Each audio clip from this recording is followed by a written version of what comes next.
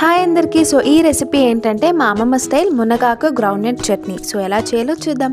First ఒక ప్యాన్లో 2 spoons oil వేసుకొని ఆవాలు, జీలకర్ర, ఉద్దిపప్పు అన్ని పప్పులు వేసుకొని బాగా ఫ్రై చేసుకోవాలి. పప్పులన్నీ కొంచెం ఫ్రై అయిన తర్వాత గార్లిక్ ఒక 10 to 15 పీసెస్ ఆఫ్ గార్లిక్ వేసుకొని అది కూడా బాగా ఫ్రై అయ్యే వరకు ఫ్రై చేసుకోవాలి.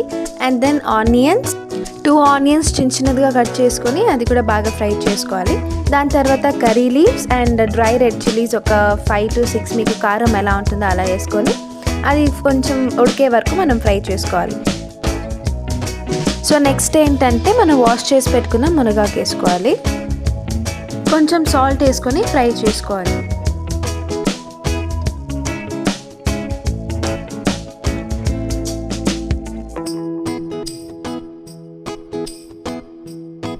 నెక్స్ట్ ఇక్కడ గ్రౌండ్నట్ బాగా ఫ్రై చేసుకొని ఆరబెట్టి తోలంతా తీసేయాలి. ఒక 5 to 10 minutes ఆ లీవ్స్ అంతా కుక్ అయ్యే వరకు మనం వెయిట్ చేయాలి.